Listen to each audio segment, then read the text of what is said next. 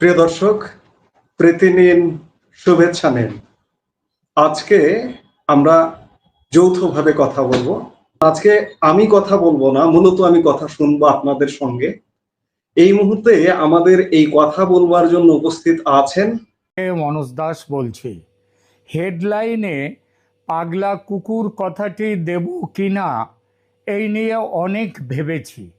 অবৈধ দখলদার হলেও একটি দেশের প্রশাসনিক প্রধান, যার ওজনটা প্রধান উপদেষ্টা কিংবা প্রধানমন্ত্রীর মতো, তার উপর নোবেল পুরস্কার বিজয়ী এমন ওজনদার মানুষকে পাগলা কুকুর বলাটা কতটা শোভন হবে এটা নিয়ে ভেবেছি। কিন্তু দেখলাম শেখ হাসিনাকে ফাঁসি কাটে ঝোলাতে ইউনূস সরকার যেসব কাণ্ড কারখানা করছেন, তাতে তাকে পাগলা নয়, পাগলা কুকুর বলাটাই বেশি জুৎসই।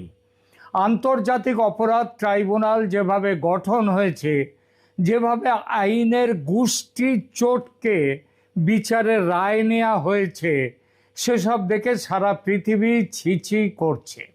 17ই নভেম্বর এই রায় ঘোষণার পর থেকে এই রায়ের দেশে বিদেশে এত সমালোচনা হয়েছে যে নতুন করে সে কথা আর বলবো না, আপনারা জানেন সব।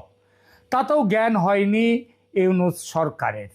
রায় বের করার পর থেকে রায় কার্যকর করার জন্য একেবারে হন্যে কুকুরের মতো ছোটাছুটি শুরু করে দিয়েছে।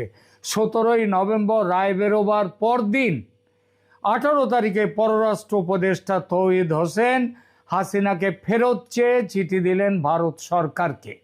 খলিলুর রহমান ভারতের নিরাপত্তা উপদেষ্টার সঙ্গে দেখা করতে এলে তাকে বলে দেয়া হলো হাসিনার ফেরার ব্যাপারটা ছাড়া আর অন্য কোনো বিষয়ে কথা বলবেন না, এবং ফেরার সময় হাসিনাকে সঙ্গে নিয়ে যেন ফেরেন তিনি, যাতে ফাঁসি দিতে দেরি হলে পাবলিকের আনন্দ উচ্ছ্বাস মাঠে মারা যেতে পারে, সেটা যাতে না হয় তার জন্য একেবারে খলিলুরকে বলে দেয়া হলো হাসিনাকে সঙ্গে নিয়ে ফিরবেন। খলিলুর রহমান নিয়ে যেতে পারলেন না শেখ হাসিনাকে, উল্টে ফিরে গেলেন ভারতের আলটিমেটাম নিয়ে। সে আলটিমেটাম পাগলা কুকুর মেরে ফেলার। তার কথা বলবো একদম শেষে। আগে বলি কুকুরের পাগলামির কথা। দেখুন, মৃত্যুদণ্ডের রায় বেরোবার পর 18ই নভেম্বর তৌহিদ হোসেনের প্রথম চিঠি হাসিনাকে ফেরত চেয়ে, তারপর গত 7 দিনে আরও 2টো চিঠি। শেষমেশ ভারতের পররাষ্ট্র মন্ত্রক একটা জবাব পাঠিয়েছে, বলেছে অপরাধ ট্রাইব্যুনাল কিভাবে গঠিত হয়েছে, যেভাবে গঠিত হয়েছে সেটা আইন ও সংবিধানকে কিভাবে ভেঙে, সংবিধান মেনে হয়েছে কিনা, বিচারপতি হিসেবে যারা নিযুক্ত হয়েছেন তারা বিচারপতি হওয়ার যোগ্য কিনা, সাক্ষ্য প্রমাণের ভিত্তি, শেখ হাসিনার পছন্দ করা আইনজীবীদের নিযুক্তি দেয়া হয়েছিল কিনা, ইত্যাকার বেশ কিছু প্রশ্ন। এর সঙ্গে চাওয়া হয়েছে ওই 453 পাতার রায়ের কপি, শুনানির পূর্ণ বিবরণ, সাক্ষ্য প্রমাণের যাবতীয় নথি। এসব পেলে ভারত সরকার বিচার করে দেখবে এই মামলা রাজনৈতিক উদ্দেশ্যে করা কিনা, প্রতিশোধমূলক মানসিকতা থেকে তৈরি কিনা, এবং বিচার প্রক্রিয়া নিরপেক্ষ ছিল কিনা। সব ঠিকঠাক থাকলে তবেই শেখ হাসিনাকে ফেরত পাঠাবার কথাটা বিবেচনা করা যেতে পারে। কেউ প্রশ্ন তুলতেই পারেন কিভাবে বিচার হবে বাংলাদেশে, সেটা বাংলাদেশের সার্বভৌম অধিকার, ভারত সেখানে নাক গলাবে কেন? এর উত্তরে বলতে হয়, দুই দেশের মধ্যকার যে প্রত্যর্পণ চুক্তি মোতাবেক বাংলাদেশ শেখ হাসিনাকে ফেরতের দাবি জানাচ্ছে, সেই চুক্তির ধারাতেই এই সব প্রসঙ্গগুলো দেখার আইনগত অধিকার ভারতকে দেয়া হয়েছে। ভারত তাই এই সব প্রশ্নের জবাব চেয়েছে, এবং জবাব পেলে তারপরে দেখবে। এই জবাব চাওয়াটাই জবাব যে বাংলাদেশ সরকারকে মহা ফাঁপড়ে ফেলেছে সেটা জানা কথা। সমালোচকদের কথা ছাড়ুন, বাংলাদেশের বর্তমান সরকারের নয়াদিল্লিস্থ হাই কমিশনের প্রেস মিনিস্টার ফয়সাল মাহমুদ, তিনি এনডিটিভিতে একটি মতামতে লিখেছেন, তিনি নিজে এই মতামতটি দিয়েছেন, লিখেছেন সেখানে প্রবন্ধ গোছের, সেখানে লিখেছেন অপরাধ ট্রাইব্যুনালের বিচারে অনেক ত্রুটি আছে। তিনি যে ত্রুটিগুলোর কথা স্বীকার করেছেন তার মধ্যে প্রধান হচ্ছে ন্যায্য বিচারের মান পূরণে ব্যর্থতা, যার সমালোচনা করেছে human rights watch, amnesty international সহ বহু আন্তর্জাতিক প্রতিষ্ঠান। তিনি নিজে কথাগুলো বলেছেন, এমনকি একই অভিযোগ করেছে জাতিসংঘ, আর তার প্রবন্ধে এই অভিযোগগুলো স্বীকার করে নিয়েছেন ফয়সাল মাহমুদ, করে নিয়ে বলেছেন এটা জনতা চাইছে তার বিচার। মানে এটা কি দাঁড়ালো? ইউনূসের নিজের লোক বলছেন বিচার প্রক্রিয়া ন্যায়সঙ্গত হয়নি, অন্যায্য হয়েছে। সুতরাং কাগজপত্র সব হাতে পাওয়ার পর ভারত যে শুধু হাসিনাকে ফেরত পাঠানো হবে না এই কথাটি বলে যে শুধু চুপ হয়ে যাবে তা নয়, কিভাবে এই বিচার হয়েছে তার পুরো ডকুমেন্ট চলে যাবে, সারা পৃথিবীতে ছড়িয়ে দেওয়া হবে, শেখ হাসিনার কাছে পৌঁছে যাবে, যাতে ইন্টারন্যাশনাল ক্রিমিনাল কোর্টে বা আইসিসিতে ভালোভাবে মামলা দাখিল করতে পারেন শেখ হাসিনা। খবরে পড়লাম হাসিনাকে ফেরত পেতে ইউনূস সরকারের আইন উপদেষ্টা আসিফ নজরুল ঘোষণা করেছেন যে সরকার হেগের আইসিসিতে, ওই ইন্টারন্যাশনাল ক্রিমিনাল কোর্ট, সেখানে ক্রাইমস কোর্ট, সেখানটায় যাওয়ার বিষয় বিবেচনা করছে যদি দ্বিপক্ষীয় প্রত্যর্পণ প্রক্রিয়া সফল না হয়। এই লোকটা যে কি করে একটা দেশের আইন উপদেষ্টা হয়, আবার নাকি ঢাকা ইউনিভার্সিটির আইনের অধ্যাপক, আমার কি করে যে হন তিনি আমার জানা নেই। অবশ্য বনগাঁয় শিয়াল রাজা বলে একটা কথা আছে, তবে শিয়াল বুদ্ধিমান যত না তার চেয়ে বেশি ধূর্ত। এই আসিফ নজরুল বুদ্ধিমান নয়, তবে ধূর্ত নিশ্চয়, এবং রং পাল্টানোর মাস্টার। তিনি গিরগিটি প্রজাতির, সে পাল্টান, কিন্তু তিনি জানেন না যে আইসিসিতে তিনি যাওয়ার আগেই মামলা উঠে গেছে আইসিসিতে। যারা জানেন না তারা শুনে রাখুন, শেখ হাসিনা স্বয়ং এবং তার দল ইতিমধ্যে আইসিসিতে চলে গেছেন। 28শে অক্টোবর 2024 সালে একজন লন্ডন ভিত্তিক বাংলাদেশি ব্রিটিশ আইনজীবী মোহাম্মদ আশরাফুল আরেফিন, তিনি আইসিসিতে হাসিনা এবং 69 জন অন্যান্য সহযোগীর বিরুদ্ধে একটি মামলা দাখিল করেন। এই অভিযোগটি আর্টিকেল 15-এর অধীনে ফাইল করা হয়েছিল, যা রোম স্ট্যাটিউট অনুযায়ী ব্যক্তিদের সরাসরি আইসিসি প্রসিকিউটরের কাছে তথ্য জমা দেওয়ার অনুমতি দেয়। এই মামলায় আওয়ামী লীগের পক্ষ থেকে কাউন্টার কমপ্লেন করা হয়, কাউন্টার এফিডেভিট নয়, কাউন্টার কমপ্লেন এর প্রতিক্রিয়ায় করা হয়। শেখ হাসিনার আওয়ামী লীগ পার্টি নিজেদের দিক থেকে এই মামলাটি ফাইল করেছে। এই মামলায় তারা আওয়ামী লীগ অভিযোগ করেছে যে ইউনূস সরকার আওয়ামী লীগ সদস্যদের বিরুদ্ধে প্রতিশোধমূলক সহিংসতা করেছে, 400 আওয়ামী লীগ নেতা ও কর্মীকে হত্যা করেছে মারধর এবং লিঞ্চিংয়ের মাধ্যমে, 25 জন আওয়ামী লীগের নেতা এবং কর্মীদেরকে জুলাই 2024 থেকে জেল কাস্টডিতে বা পুলিশ কাস্টডিতে মেরে ফেলা হয়েছে। এই কাউন্টার কমপ্লেনটি আর্টিকেল 15-এর অধীনে ফাইল করা হয়েছে, যা ইউনূস এবং তার সঙ্গে 62 জন তার উপদেষ্টা এবং অন্যদের বিরুদ্ধে গণহত্যা এবং মানবতার বিরুদ্ধে অপরাধের অভিযোগ তুলেছে। তাহলে বোঝা গেল আসিফ নজরুল যাওয়ার আগেই আওয়ামী লীগ কিন্তু চলে গেছে আইসিসিতে। এই মামলা ছাড়া শেখ হাসিনা বারবার ইউনূস সরকারকে চ্যালেঞ্জ করেছেন যে যদি তারা তাদের মামলায়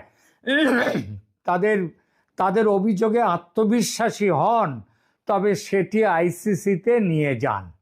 তার যুক্তি হচ্ছে, আমি আমার অভিযুক্তদের সামনে একটি যথাযথ ট্রাইব্যুনালে দাঁড়াতে ভয় পাই না, যেখানে প্রমাণ সাবধানে ওজন করা যায় এবং পরীক্ষা করা যায়।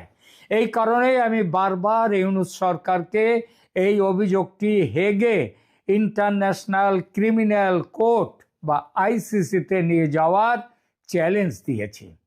হাসিনা দাবি করেছেন ইউনূস সরকার এই চ্যালেঞ্জ গ্রহণ করবে না, কারণ তারা জানে যে আইসিসি থেকে তিনি অব্যাহতি পাবেন, মানে শেখ হাসিনা আইসিসি থেকে অব্যাহতি পাবেন।